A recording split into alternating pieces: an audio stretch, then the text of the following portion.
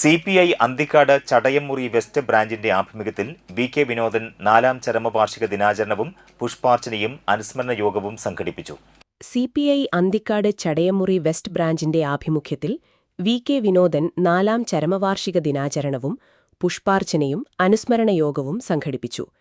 മുൻ കൃഷിവകുപ്പ് മന്ത്രി വി.എസ്. സുനിൽകുമാർ അനുസ്മരണ യോഗം ഉദ്ഘാടനം ചെയ്തു. Chadayamuri west branch secretary Sajeesh T M. അധ്യക്ഷത വഹിച്ചു. ജില്ലാ പഞ്ചായത്ത് അംഗം K P. Sandeep, K M. Kishorkumar, C K. Krishnakumar, T K. Madhavan, Saleesh T M., V S. Shibin, N G. Shobhin, Jyothilakshmi Vasanthan, V R. Mohandas എന്നിവർ സംസാരിച്ചു. തുടർന്ന് ചടങ്ങിൽ ഫലവൃക്ഷത്തൈകൾ വിതരണം ചെയ്തു.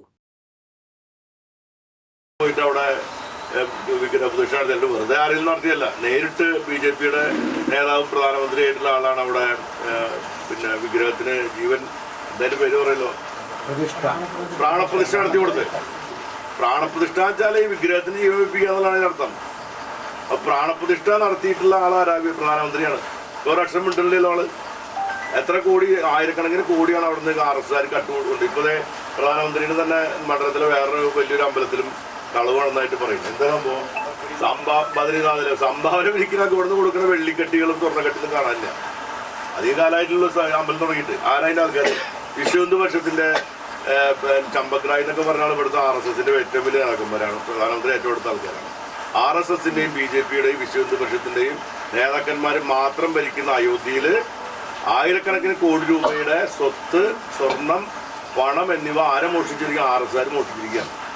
അപ്പൊ ശ്രീരാമനും വിശ്വാസം എന്ന് പറഞ്ഞാൽ അവരെ സംബന്ധിച്ച് വോട്ട് കിട്ടാൻ വേണ്ടിയിട്ടുള്ളൊരു മാർഗമാണ്.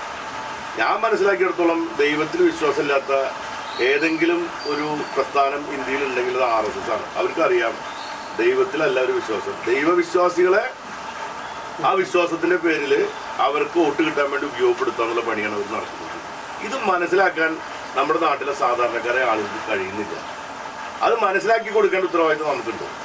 നമ്മൾ കമ്മ്യൂണിസ്റ്റുകാർ ഒരിക്കലും വിശ്വാസത്തിനെതിരല്ല.